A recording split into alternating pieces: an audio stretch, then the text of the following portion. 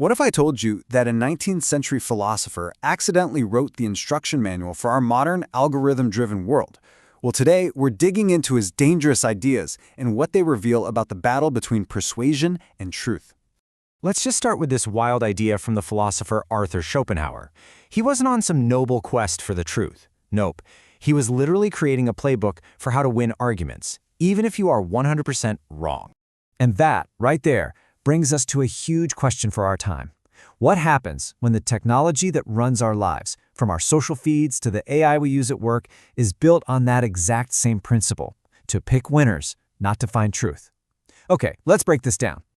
So our story kicks off in the 19th century. It's about a project so unsettling that the guy who wrote it couldn't even bring himself to publish it. So back in 1831, Schopenhauer sits down and creates this incredibly precise map of 38 ways humans manipulate each other in a debate.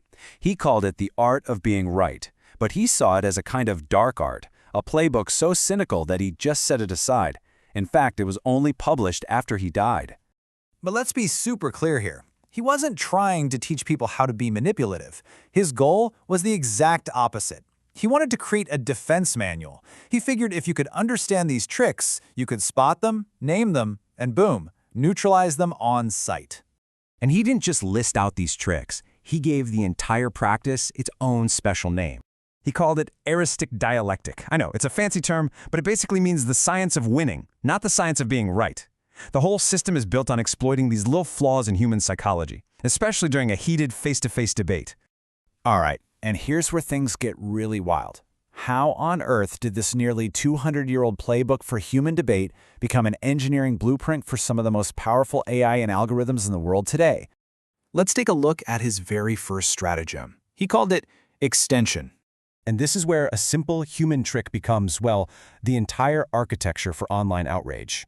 You see, Schopenhauer's debater would just twist an opponent's words, but today's algorithm takes a perfectly reasonable point, finds its most extreme, exaggerated interpretation, and then blasts that version to millions of people. Why? Because it gets more clicks.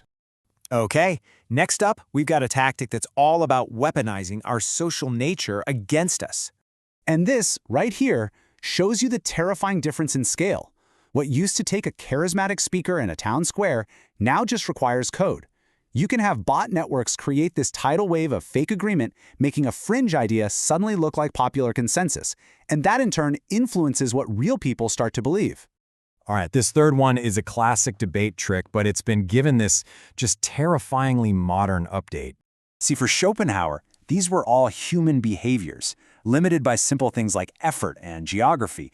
You had to actually be there. But now, these stratagems can be deployed globally, instantly, and at almost zero cost. The authority isn't just borrowed anymore. It's completely fabricated. So, this brings us to a really uncomfortable question. Why does all of this work so incredibly well? The reason is simple, and honestly, kind of stark. Algorithms are not designed to find objective truth. They're business models. They're designed to maximize one thing, engagement. And it just so happens that Schopenhauer's heuristic tactics, outrage, conflict, making things black and white, are incredibly engaging. You know, it's pretty ironic. Schopenhauer wrote this as a warning about human vanity in public arguments, but he accidentally wrote the perfect description of how online virality works.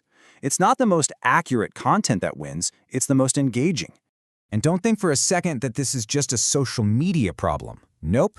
This dynamic is playing out in boardrooms right now, where a slick, AI-generated memo that sounds super confident can easily beat a more nuanced, carefully researched proposal.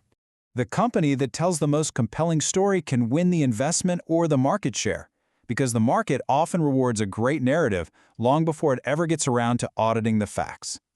And in an environment like that, trust becomes the only truly scarce and valuable resource. Okay, so what in the world are we supposed to do about all this?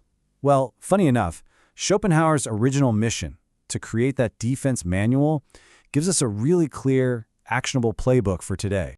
Look, the modern competitive advantage isn't about having the loudest AI or winning every single argument. It's about having the discipline to separate the signal from all the noise.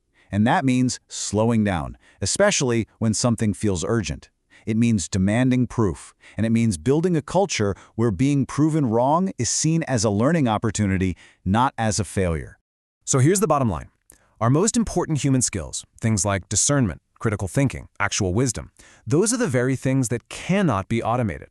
And real leadership, true leadership, lives right there in that gap between automated persuasion and earned wisdom. So let's leave you with this final thought. Schopenhauer gave us the tools to spot manipulation nearly 2 centuries ago. Our technology has industrialized it. The defining question for all of us is no longer whether we can build persuasive machines, it's whether we have the wisdom to resist them.